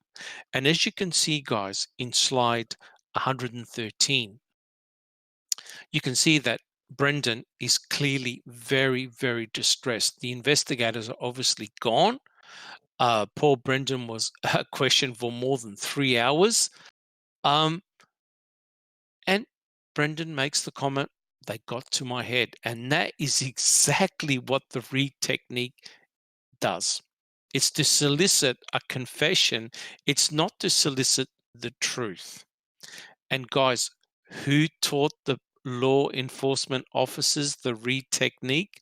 BB, do you know? Do you know, BB? Oh, Big Jeff.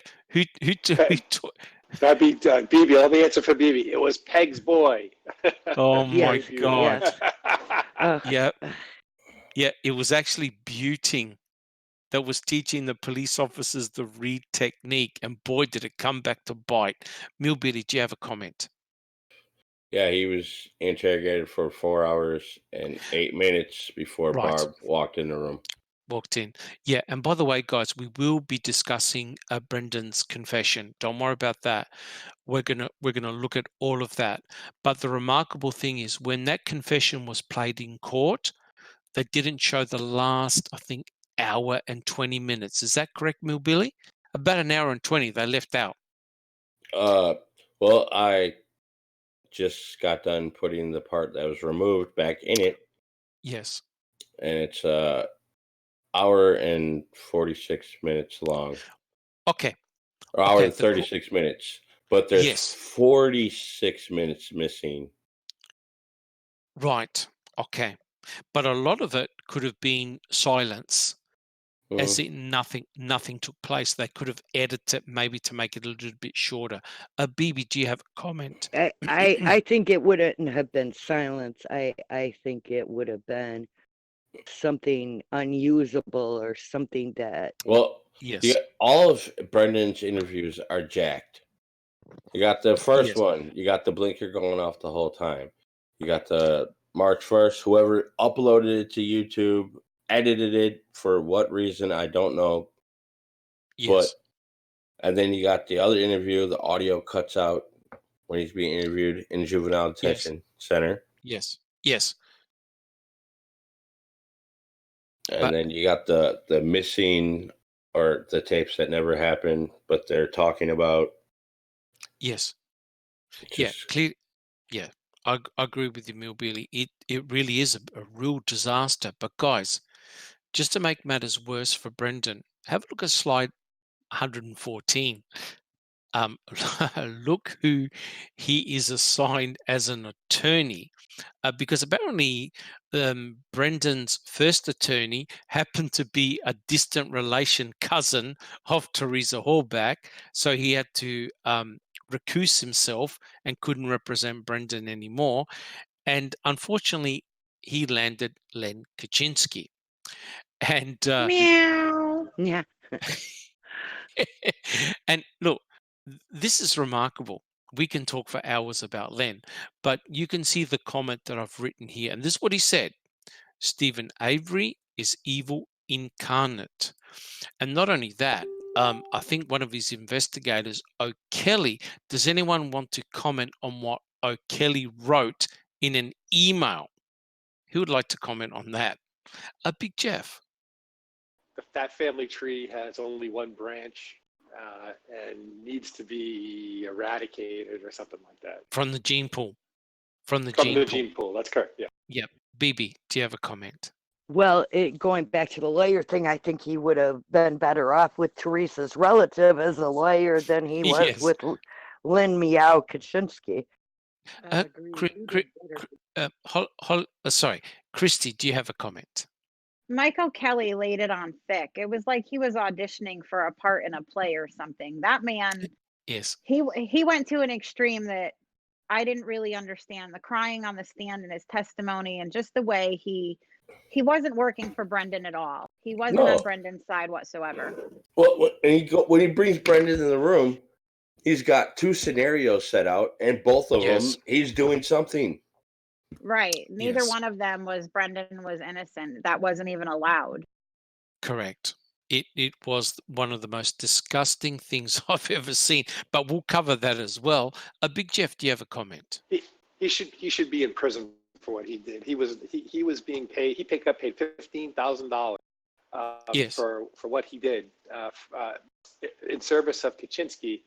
The first person he called, I think, after that interview that was alluded to was Kaczynski, and I think the second person he called was from the state, right? So he was not. You got to ask yourself who he was really working for. Correct. And look, this is the strategy that both Kaczynski and O'Kelly went with. Brendan, my client, is guilty. He participated, and his uncle made him do it.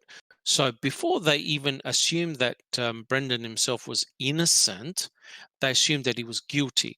And so they were working with the state to come up with a plea deal to say, okay, your evil uncle made you do all of this. You plead guilty, you'll be out in 15 years. And that is the scenario that they went with. Guys, is that right or wrong? Who's got a comment? Big Jeff. Well, that was clearly Kaczynski's plan. Whether or not the real question is, was he put up to that by the state, particularly Kratz? But he certainly did that without the consent of his client or his client's family. Brendan was clearly not. I do have a question here from Hazel C. She said, I wonder what version of Brandon's video was shown to the jury. I know they didn't get to watch the last half hour when Barb came in. I've always wondered that. Did they see the whole 4 hours? No, they did not. They didn't see the last hour and almost an hour and 20 minutes. They didn't see when Barb came in. They didn't see they got to my head. They only saw about 3 hours. And here's the disturbing thing. Fallon said that the defense agreed to stop the video there because they said there was nothing else of significance in the last hour and a half. So, Lord knows what they missed out. Holly C. The Lynn's press conferences, when the family is trying to tell Brendan not to take a plea deal, and they're making a big deal that Stephen is from behind bars trying to shut him up, threatening him. Correct. And this came from Kaczynski. Yes. This came from Kaczynski himself. And another thing, after Kaczynski goes on his first TV interview, Kratz emails him and tells him specifically, stop talking to media. Yes. Yeah, that's correct, which is rather ironical because that's exactly what Ken Kratz did with his press conference. Talk to the media, the big, wide media, and yet he was now controlling Brendan's attorney to stop him talking to the media, which is remarkable. Holly C., do you have a comment? Yeah, and the thing about it, Kratz's latest video, he's going on who was on Brendan's side. I but know. his family was on his side. I mean, that's something that you would tell your children. If you didn't do it, don't take the plea bargain. What kind of lawyer tells you to do it and you're not guilty? Correct. But Holly, the Lynn amazing... Kaczynski is the lawyer that does that. Yes. Yep.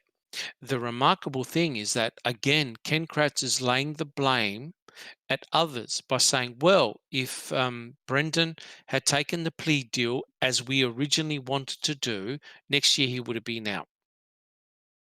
Right? And remember in the Penny Bernstein case, they also asked Stephen to confess. And if he had confessed, he would have gotten out. But he stuck to his guns and said, look, I'm not confessing to a crime I didn't commit. And Brendan obviously is doing the same thing. So, you know, he's been in front of, Brendan has been in front of many courts, and a judge has ruled that his confession was coerced and to be tossed out. He should be a free man. How come the Attorney General still got him in prison? Who's got an answer to that one? I believe he's the offspring of the previous Attorney General, right? There you go. No, that's the new Attorney General. The new one, yes. That was the prior Attorney General that fought his release. Yes. And when he lost... still nothing has changed. No. Well, after he lost his election, Scott Walker appointed him to a judge right before he lost to Tony Evers. Yeah, actually, it was right after he lost, and it was his last act on the way out the door, his last official act. Yeah. Yep. Yes. Brad Schimmel. Yes. Holly C., do you have a comment? How much more stronger is Stephen Avery's appeals if they do let Brendan out or overturn his conviction? Well, that's you see that's where it starts to get a bit messy and muddy. Christy, do you have a comment? it really shouldn't matter since they were convicted on two completely different murders and two completely different scenarios. Brendan's release Correct. essentially should not affect Stephen in any way, shape, or form since Brendan's story did, you know what I mean? Yes. Kratz used two completely different scenarios. So Correct. Brendan they shouldn't be able to use Brendan against Stephen at this point. And there's no evidence, none. Correct. I strongly suspect that if Governor Evers does indeed let Brendan out, there'll be conditions that he's an unreliable witness and he can't be allowed to influence Stephen's thing one way or another, because they just can't. Yeah. They just can't let Brendan all of a sudden start spouting this, because that would be very bad for the state. Yes, it will be. I'll be shocked if he does release Brendan. So I have a question here again from Hazel C. She says, Yes. Where did I read last night that Miowski was on Brendan's side when he suggested a plea deal? Mm-hmm. Yeah, we know that was not. Yep. Yeah. So it's amazing how the activity of Ken Kratz has now picked up a lot. And his latest video on Brendan being the sacrificial lamb, I really think he now knows he's on the ropes. Ken Kratz is on the ropes especially with the Brendan trial. And he's trying to wash his hands and he's trying to pass the blame onto somebody else, which is remarkable. But guys, I think we will all agree. Hey, but Ken Yes, Kratz's videos are the same. He's doing the same thing that he's just making a murder do. Yes. Yes. And it's sad. His videos are garbage. I agree, Millbilly. Christy, do you have a comment? Yeah, I just realized the theme with him. He's the only one who cares about the victim, poor Teresa Halbach. And Yes. he's the only one who had Brendan's best interests in mind. Everybody else was against him. Ken Kratz was the only one out to save Brendan. Yes, that's correct. And Ken Kratz is laying the blame on everybody else. He's giving the impression that, well, I had no choice. We had to do this, etc. And now I believe he's almost showing some signs of remorse, which is remarkable. Bibi. I couldn't believe that he put Lynn Kaczynski as being on Brendan's side, because he clearly wasn't. No, and I think Ken Kratz was very bitterly disappointed when he got sacked as an attorney. And that's because he allowed his client to be re-interviewed without the presence of an attorney, because he gave the excuse that he had military duty or whatever. And as a consequence of that, he got relieved as his attorney. But I believe that, guys, the damage was done. Right? And you can see that if we move to slide 115, once Ken Kratz came out, this is what I've been talking about from day one.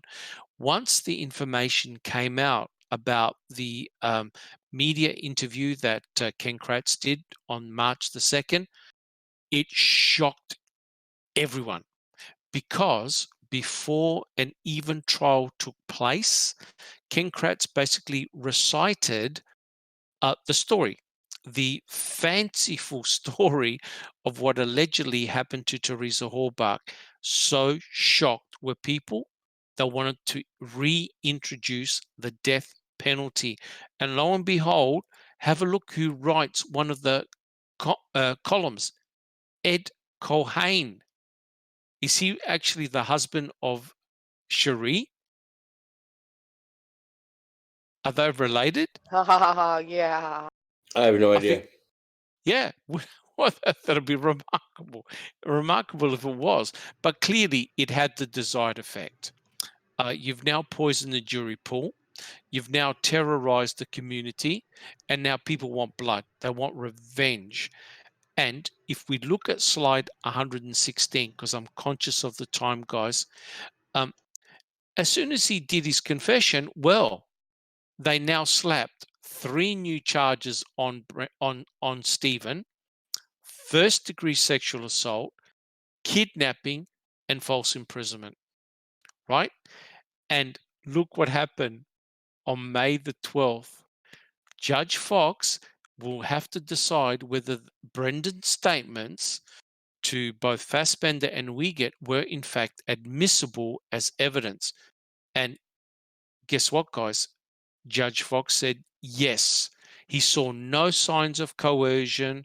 He saw no signs of them doing anything nefarious, and they allowed his testimony to stand, the interrogation to stand. Guys, do we have any comments? Okay, so clearly, oh, Big Jeff, do you have a comment? It's just there's no surprise, right? Yeah. There really is no surprise here, guys. It's very bad. So from a defense point of view, it was a very, very bad start for Brendan. He was in I do big trouble. have one comment here by Jamie Hart, which he's Yes. on there, and I see that.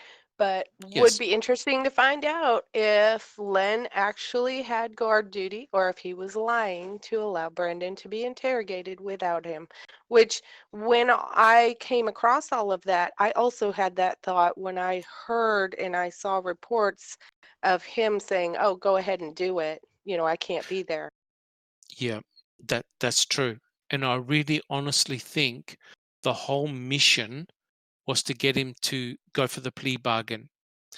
And what I like to do is I like to finish, because I'm conscious of the time. It's nearly 1 a.m. in the morning over here.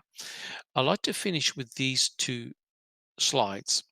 We look at 117. I think this was one of the most destructive people that ever encountered Brendan, and that is Michael O'Kelly.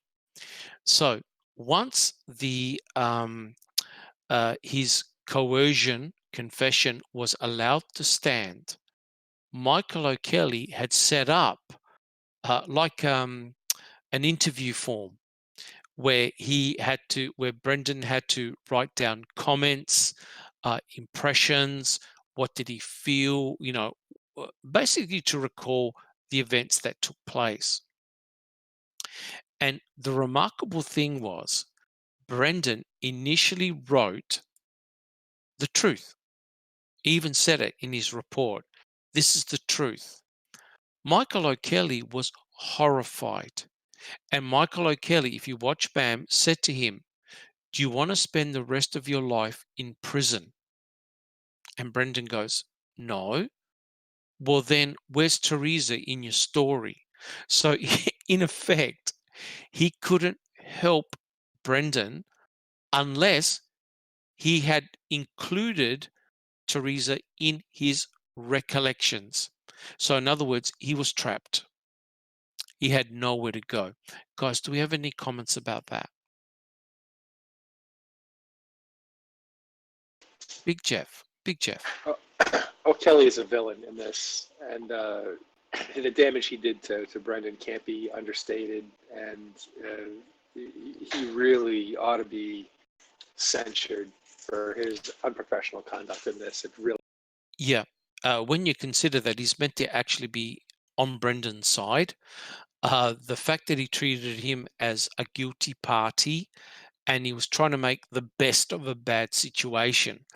But if we can have a look at slide 118, have a look at this, right? Now, this is meant to be an open self-interview form, but if you have a look at the very first question, it says, "This person received sexual and fatal injuries." Now, remember, there's no evidence that the victim had received sexual injuries, right? Fatal, yes, because you've got a box of bones. We all agree. So he writes as a question, "How would you explain this? Please write in detail your ideas that would account for this.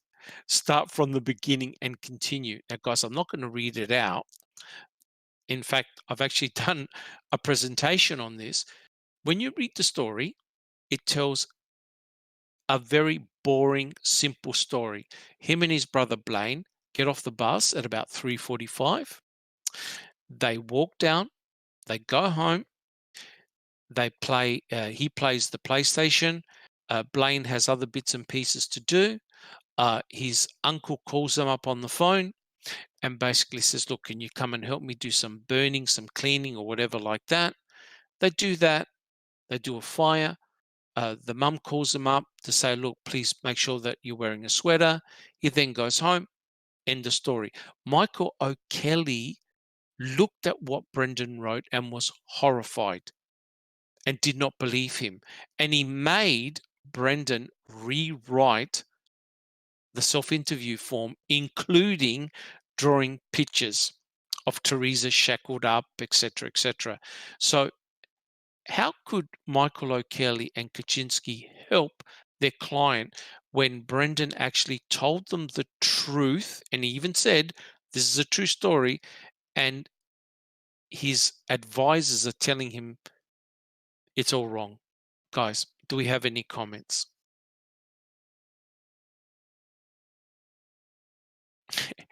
Holly C. I just have one.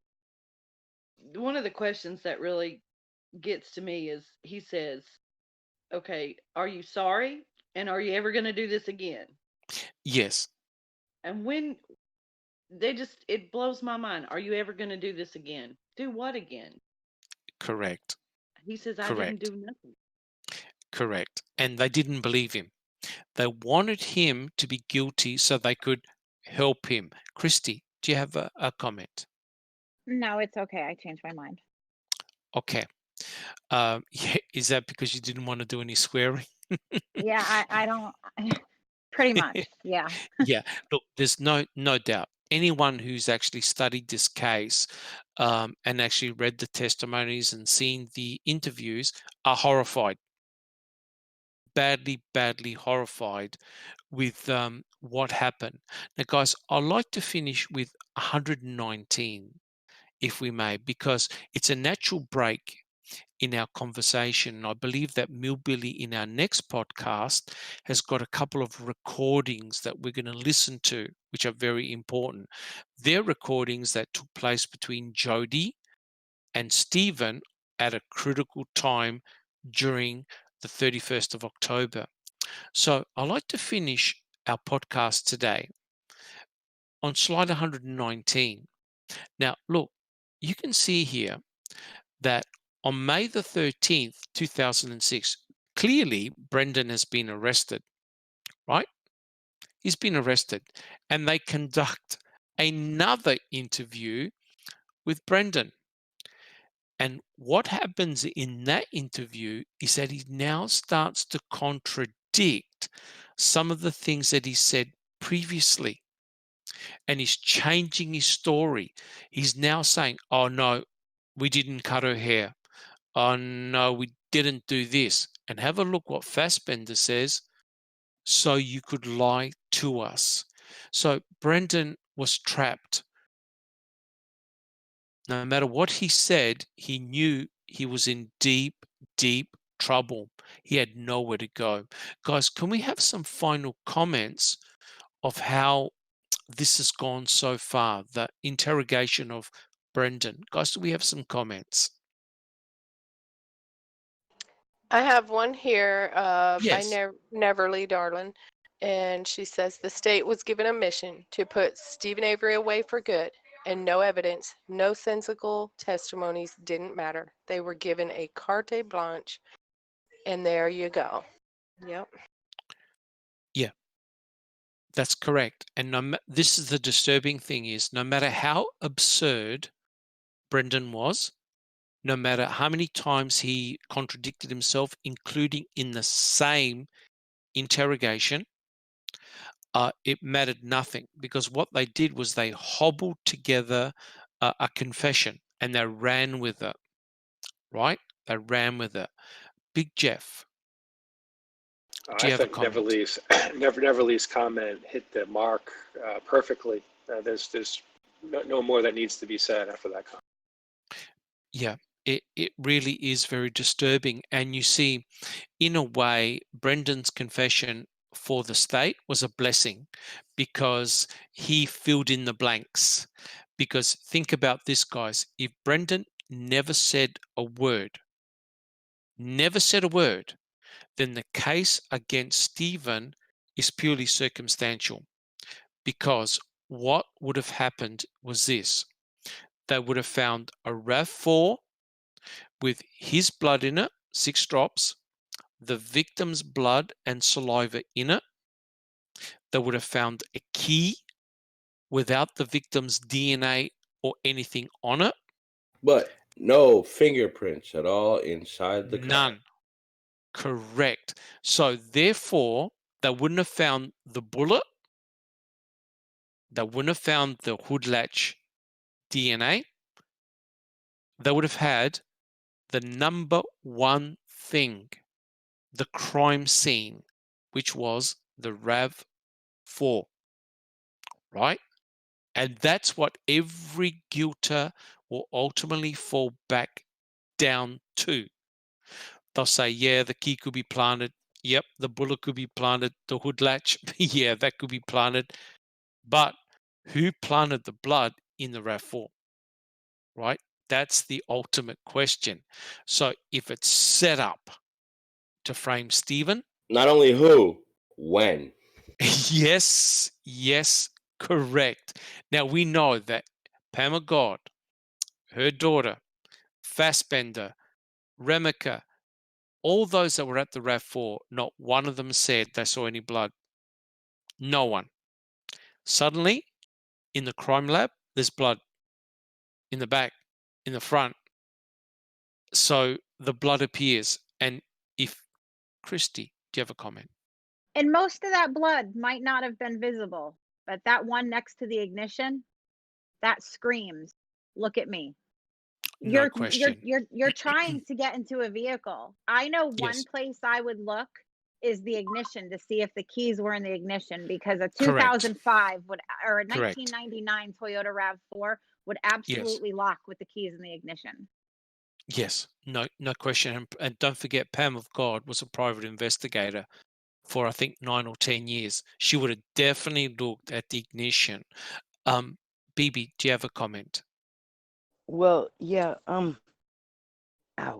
just that when it initially got taken to the crime lab, shortly after that, Mike Halbach makes that one thing where there was no sign of foul play or whatever. Yes. Yeah. Yes, correct. So initially, when it got taken to the crime lab, there evidently was no blood in it initially because they told him, "Oh, it looks good," Yes. Yeah. Holly C, do you have a comment? Yeah, 2 things. One article, Kratz mentions that because of the blood is one of the reasons why they got the search warrants for the property on the 5th. Mm-hmm. But like you said, no one mentioned seeing blood on the 5th in any of the report.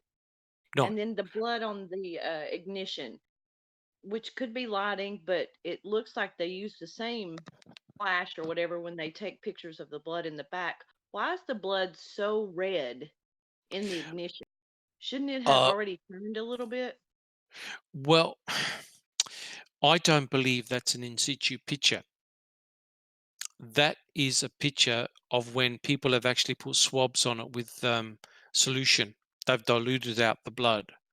And here's the bizarre thing.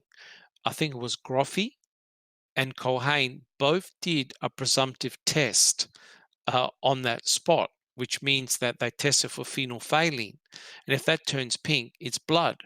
So how can you have 2 different people doing the same test? Both said they did it on the ignition blood, which means if you look at the shape, it's being curled upwards. So someone has got a swab, dabbed the solution on it, touched the blood spot and pushed it up, because they need to get part of the blood on the swab to do a phenolphthalein test. It's a color test. Once it turns pink, they then take another swab and they do DNA on it. Therefore, the ignition blood has been swabbed 3 times. which means that the blood has been heavily diluted. And don't forget, according to the FBI, one of those swabs had to be given to the FBI, to Mark LeBeau, right? Because they then tested the blood to see if there was any EDTA in it, right? But that's another kettle of fish altogether. So you're correct. Pamela God and her daughter would have looked at the ignition. They would have looked at the seats.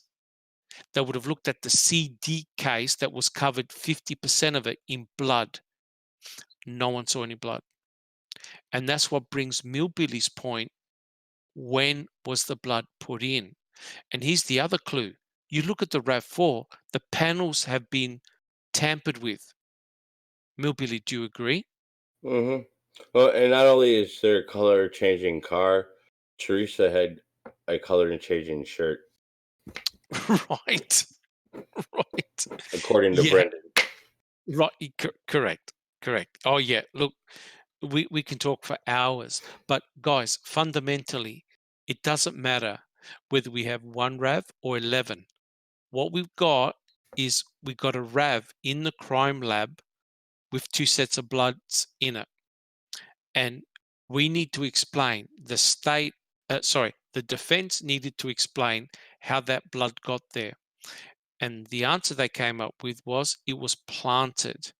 And I did also a presentation on a blood planting scenario. And oh my God, it would have taken 2 minutes to do. That's how easy it is to do. And remember, there's one person who controls another thing. all the swabs. Yes, I want to point out. They take control of the property around 11 a.m. They don't remove the RAV4 until about 9 p.m. Correct. They make entry into Stevens around 5-ish. Correct. Now, I'm sure they're searching that whole property. I'm sure they not only did they enter his house, his garage, they also probably seen the trailer that had blood on it too when he reopened his cut on the 3rd, not the 31st. Kratz argues that he cut himself on the 31st and that's when he was bleeding. But no, he didn't open his cut until the 3rd. To the 3rd, correct. Now, what you just said, Millbilly, is very interesting because Remeka, I think Remeka, Lenk, and somebody else collected blood swabs. Colburn was there. Yep, they collected blood swabs from the trailer. Yep, on the 5th, they collected blood swabs on the 5th. And so before you can utilize that blood, you have to make sure it belongs to Stephen Avery. Yep. So potentially you could, but there's one source of blood that we know has got Stephen Avery's name on it, and that's the 1996 blood vial, right? And everything channeled through one person, Cherie Culhane. She handled all the swabs. And so very easy to swap swabs because they go inside the paper box. And in the photos that they got, the Henry got, they have photos of the Manitowoc County Clerk of Court's office. Yes. And where they kept it. Literally, you open the door, walk in the room, and there's a safe. Or a filing cabinet. Yes. It's not no secure room. No. There's windows. It's just a little office area. Yes. It's pathetic. Correct. Everything was just junked in together. And we will talk about this, don't worry. But when Beauty in front of Garn and Wiegert went to get the box, this polystyrene box where the blood was in, everyone dropped their jaw because the evidence tape was cut. Someone went in there and it was cut. Now, those tubes hold about 10 mils of blood. Let me tell you this, when the FBI measured the volume, it was 5.5 mils. So someone, yes, they used it for DNA testing, but someone took out a volume of blood. And because it's got EDTA in there, it's going to remain liquid. So if someone had done a DNA test and left the residual amount of blood in an Eppendorf tube, in a small Eppendorf tube, there is your source of blood, right? And if you have a look at the cap's been open. Someone's broken into the cap and broken the seal. So getting the blood is not an issue at all, right? And I know that there's a document that's got Lenk's name on it, right? With transmittal of evidence. So therefore, all you need is a tiny amount of blood, and you can set up the entire crime scene with just a few droplets of blood. Now, don't forget, we know that one vehicle did contain Stephen's blood. In fact, two. One of them was in the crime lab, his Pontiac Grand Dam, right? And we know that he bled in his trailer. But before you can use that blood to set him up, you have to know it came from Stephen Avery and not from a third party. Otherwise, your case is over. So I put forward the fact that proposal that if you're going to set him up, you must use blood that you know came from Stephen Millbilly. If the blood did come from the sink, like Zellner suspects, and like Stephen Avery says, Colborn is a police officer. He's trained to look at people when he talks to them. Who's to say that he didn't notice the cut on Stephen's finger? You know that he denied it? Okay, but sees the cut on Stephen's finger. Yeah, yes. And then he leaves, finds the Rev, goes back to Stephen Avery's, breaks in, trying to find something that he could possibly put in the Rev that belonged to him.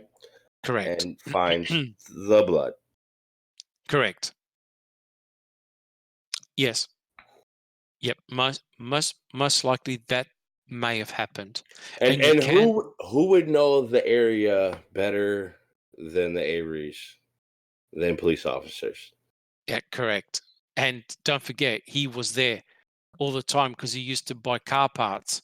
So he's well aware of the location, the locale. But, you know, at the end of the day, Millbilly, I don't think getting the blood is the problem. Right? No. What you said is the critical thing. And that is when was the blood put in? We know that no one saw it at the salvage yard. But when it arrives at the crime lab, the morning after, bang. Why are the first two things removed from that property have no, like the RAV, there's missing time for the duration it took to get to the crime lab, and the barrels going from the Averys to Calumet, they stop en route because the trailer was wobbly and they had to adjust things inside. Yes. And if you look at the testimonies on MAM, they don't care. They openly lie. They've got no scruples. They've got no issues whatsoever. They openly lie in court. They're that brash, right? You look at the comments that Herman made, and also Peterson. Yep. They simply do not care. But guys, we can talk for another couple of hours. I've got to go to bed, unfortunately. But I think we're at a really good break. We've talked a lot about the forensic evidence. Clearly, the RAV4 is very, very important, but also other forensic pieces of evidence as well. And I believe the reason why we don't see anything on Brendan is because they never, ever thought that there was going to be an additional party allegedly involved in this crime. But guys, what I like to do is to leave it here, and we'll pick it up at this natural break where we look at Jody and the phone calls. And I think Millbilly is going to play back some those phone calls, those two phone calls, so we can take it from there. Yep. Guys. Yes, in the meantime, I have all that we have released on my YouTube channel. Oh, fantastic. Fantastic. One call is to Earl's. 2 calls are to Dolores's house. No, 3 calls are to Dolores's house. The other ones are Stevens. We're still missing a whole bunch. Yes. Yes. But, you know, slowly the truth is being teased out. And with the podcast that we're doing, I know it's fortuitous, but you've got all these things which are coming in at the same time. You've got Ken Kratz, who just can't help himself, and he's providing all these gold nuggets to us. Christy, do you have a comment? I feel like this is an appropriate time. The girls have asked me to mention that we are going to start doing in the very near future, excuse me, a Thirsty Thursday podcast where we will talk, you know, fact and theory. This podcast on the weekend is specifically going over MAM and going all the way back to the beginning. And the Thirsty Thursday will be more or less topics that the viewers want to discuss. So they can feel free to come over into Discord and find the room and post an idea of things they want to have us discuss. We have a couple things that we're going to do, and we'd love more suggestions, and that'll start up soon. Fantastic. Should change it from Thirsty Thursdays to Theory Thursdays. That's really good. Hey, that's really good. Yeah. I'll talk to the girls. Yes. Yeah. But you can still drink if you want, right? Yes, of course. Well, you may need to. I don't say that. Some do, some don't. I don't drink. Yeah, me neither.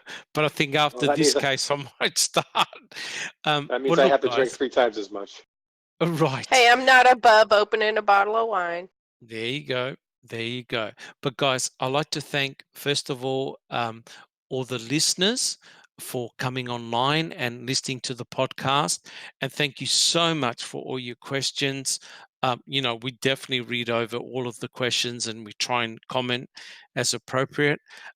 Thank you, guys. We've got a fantastic panel, a lot of expertise here. And like I said, we take it casual. But we do cover a phenomenal amount. So guys, I'd like to thank you very much for coming online, and please subscribe to our channel, and don't forget to check out Millbilly's YouTube channel that contains an immense amount of fantastic work.